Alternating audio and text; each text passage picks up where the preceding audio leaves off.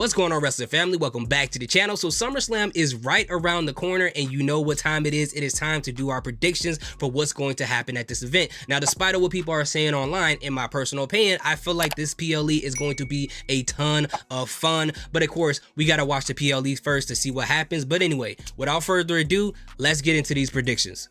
Bron Breakker versus Sami Zayn for the WWE Intercontinental Championship. Now, wrestling family, in this situation, we shouldn't see anything else but Bron Breakker standing in the center of the ring as the Intercontinental Champion.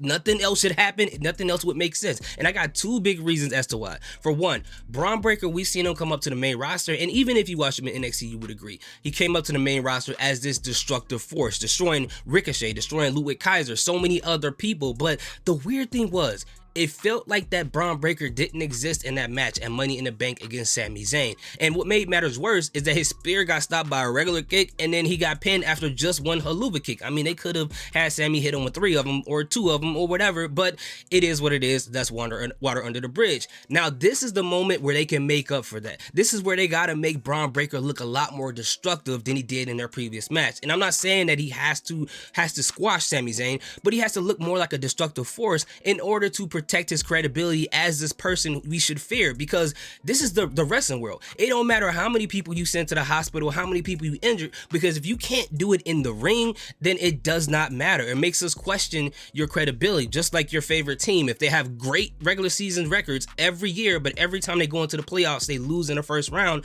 it makes us question their credibility as a team. And the same goes for Bron Breakker. So there's no way that he should lose this. Now, the second reason why is because we saw on Monday Night Raw that WWE seems to be teasing something between Jey Uso and Sami Zayn, and it looks like they may be a tag team. They may go after the tag team championships in the future. And if that's going to be the case, Sami Zayn doesn't need that IC title to go into that situation. And if they're building up into this bloodline war, Sami Zayn doesn't really need a championship to go into that as well. So honestly, it has to be Bron Breakker. I can't think of any other way. Rhea Ripley versus Liv Morgan for the Women's World Championship in a Jerry Springer match for Dominic Mysterio. No, that's not the stipulation, guys. I'm being goofy. Don't mind me. But it is for the Women's World Championship. And this is one of those matches that is, it seems to be completely obvious of how the outcome is going to be. We've all been saying this for a while. Dominic Mysterio is going to cost Rhea Ripley this match and allow Liv Morgan to retain her title, which makes sense. I mean, it just does not make any sense for Rhea Ripley to win this title off of Liv Morgan,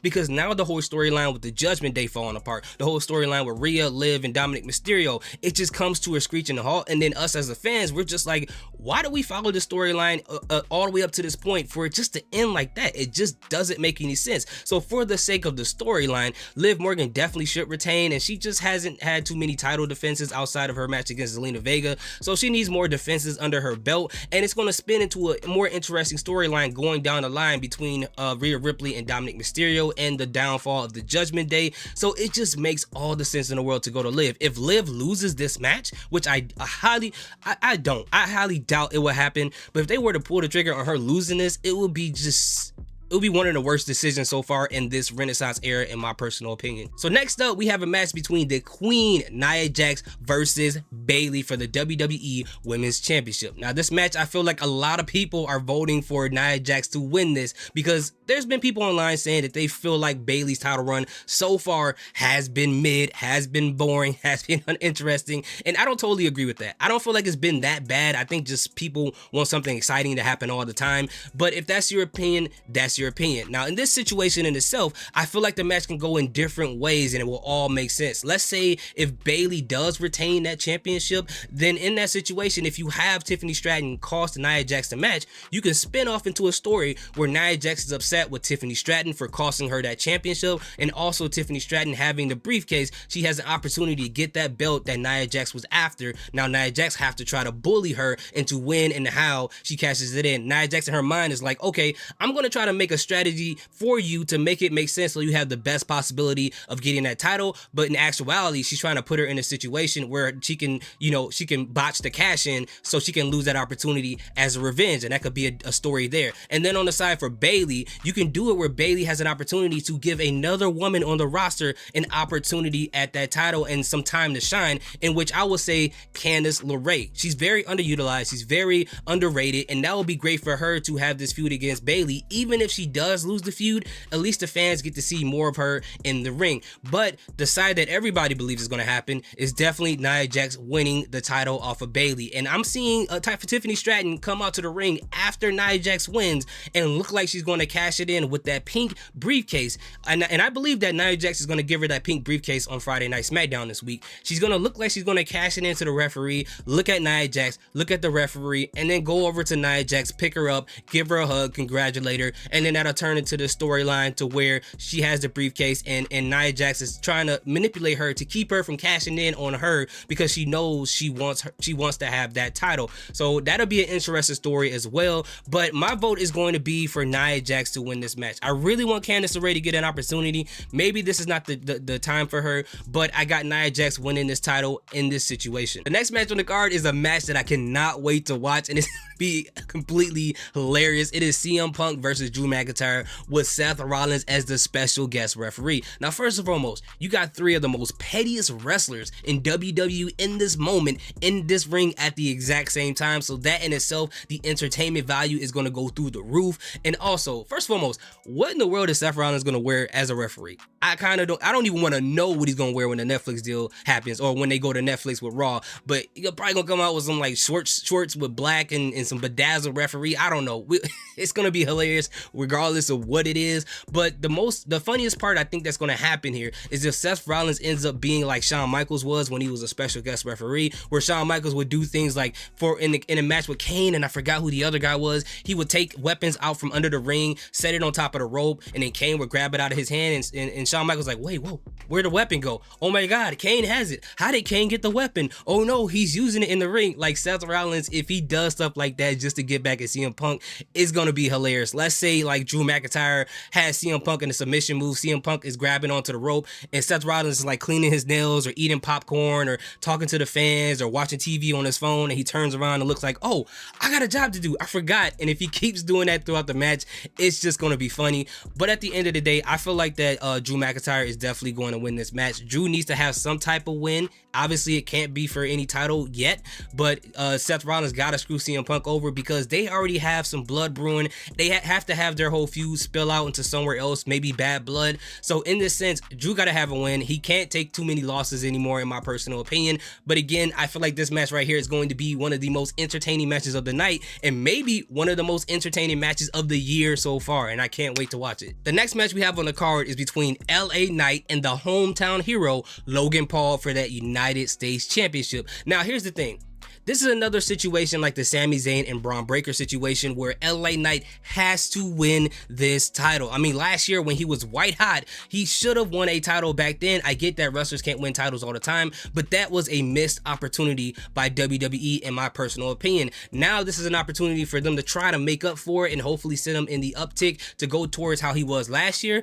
Is it possible? It definitely is. So they have to give him this title. Now there's another reason why this should happen that I feel like a lot of people aren't really talking about, and that's about the US title reign by Logan Paul. Now a lot of people don't really like it because he's barely been on TV, but I feel like what's more important here, at least for me, is the fact that Logan Paul is about maybe 10 to 15 days away from breaking the US title record of Barry Windham, which is the uncle of Bray Wyatt. And if they take that story and implement it in some type of promo on SmackDown on Friday, I think that'll be great for this because Logan Paul can brag about, hey, I'm about to break the record of Barry Windham, you know, the person you know of who is the uncle of Bray Wyatt. And now fans of Bray Wyatt can have a reason to hate Logan Paul even more and to hate the idea that he may retain it in Cleveland because he's in his hometown. And people playing the hometown math in their head, they may think, oh, you know what?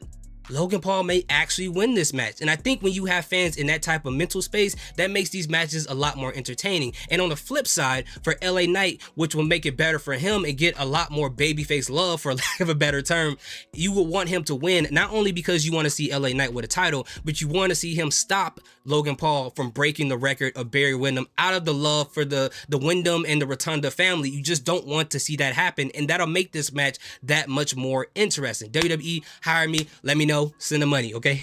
So next up, we got a match between Damian Priest and Gunther for the World Heavyweight Championship. Now, you guys know how I feel about this match. I got Damian Priest retaining against Gunther for so many different reasons. Now, for one, let's get the silliest reason out of there, and that is the King and Queen of the Ring math. So since I have Nia Jax winning against Bayley, I don't think both King and Queen of the Ring are going to win at SummerSlam. I know that's silly, but I just had to put that out there and get it out the way. Now, let's talk about the more serious thing.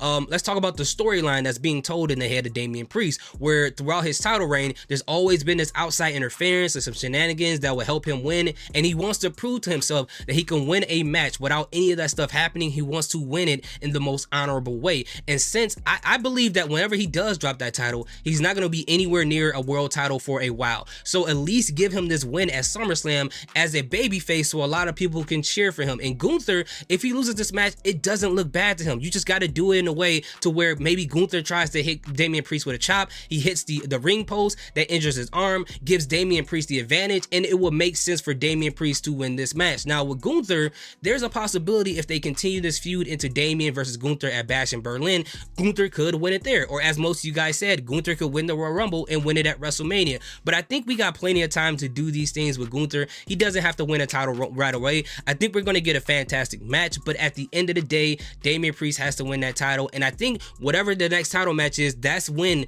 when Finn Balor should cost him that title, if Finn Balor is actually going to do it to play into the downfall of the Judgment Day. Next up, we got a match between Cody Rhodes, who I call the Super Saiyan Pastor, versus Solo Sikoa for the WWE Undisputed Championship, which I call this match the Battle of the Blondes, but that's a whole different conversation. I'm just joking. But the sad thing about this match is, regardless of how good it could be, a lot of fans probably don't really care because it feels like an obligation match. It's almost like you're working through that last week of work, just waiting for that payday to come that Friday at a job that you really don't want to be at. And it feels like the fans are obligated to watch this in order to get a return by Roman Reigns. Now, for this match, I think just like everybody else, Cody Rhodes definitely has to retain the title. If Solo Sikoa wins this will be a thing that will shock the world. But I got Cody Rhodes winning and Roman Reigns returning. And that sucks for those two guys that, you know, the build up wasn't that great leading up to this point, but that's a part of the wrestling business. But again, that's my pick. So those are going to be my predictions for this year's SummerSlam 2024. Let me know what you guys think in the comment section.